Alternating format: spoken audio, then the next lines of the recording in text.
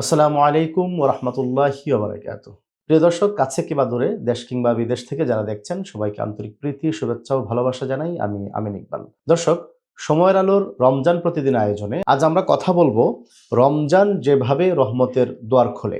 এ বিষয়ে কথা বলবার জন্য আমাদের সঙ্গে যুক্ত আছেন বিশিষ্ট ইসলামী চিন্তাবিদ শেখ জনুরুদ্দিন রহমতুল্লাহি আলাই, দারুল কোরআন মাদ্রাসা চৌধুরীপাড়া, ঢাকার সম্মানিত সিনিয়র শিক্ষক মুফতি হুমায়ুন আইয়ুব। চলুন শাইখের কাছ থেকে আজকে আমরা নির্ধারিত বিষয়ে কথা শুনতে থাকি। রমজান তো রহমত, মাগফিরাত এবং নাজাতের মাস।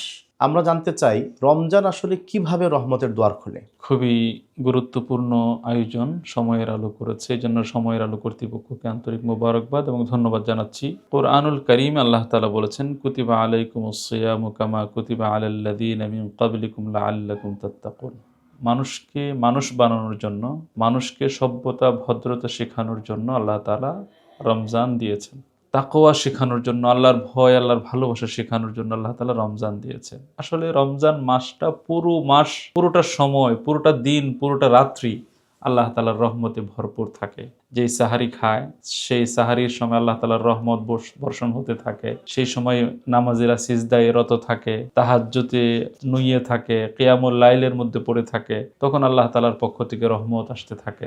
এবং রাসূল করিম সাল্লাল্লাহু আলাইহি ওয়াসাল্লামের খুবই গুরুত্বপূর্ণ একটি হাদিস আমরা পড়েছি, বুখারী শরীফের মধ্যে আছে, ইদা দাখালা রমাদান ফুত্তিহাত আবওয়াবুল জান্নাহ ওয়া গুল্লিকাত আবওয়াবু জাহান্নাম। যখন রমজানুল মুবারক শুরু হয় তখন আল্লাহ তাআলার দুয়ার, রহমতের দুয়ার খুলে দেওয়া হয়, জান্নাতের দরজাগুলো খুলে দেওয়া হয়।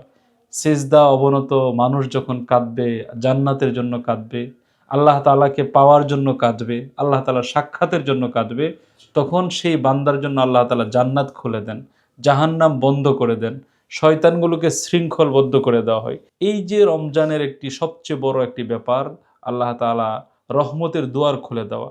বিশেষ করে একাধিক হাদিসের মধ্যে এসছে, রাসূল করিম সাল্লাল্লাহু আলাইহি ওয়াসাল্লাম বলেছেন, কোরআনুল কারীম যখন নাজিল হয়, কোরআনুল কারীম যখন তিলাওয়াত করা হয়, তখন রহমত বর্ষণ হতে থাকে। কোরআনুল কারীম যখন নামাজে তেলাওয়াত হয় তখন আরও বেশি রহমত হতে থাকে।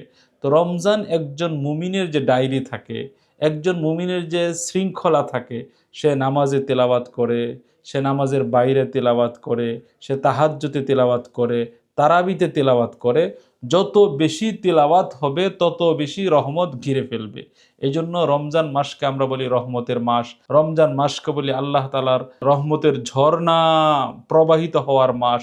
এর একটি বড় কারণ হলো কুরআনুল কারীম নাজিল হওয়া, এবং কুরআনুল কারীম নাজিল হওয়ার কারণে আল্লাহ তাআলার আরশের মধ্যে রহমতের ঝর্ণা শুরু হয়ে যাওয়া। আমরা অনেকেই তো রোজা রাখি, কিন্তু এই যে রহমতের কথা বলছিলেন এবং আল্লাহর রহমতের দরজাগুলো খুলে যায়, এই রহমতটা নিজেদের মধ্যে অর্জন করবার জন্য, পাওয়ার জন্য করণীয় কি?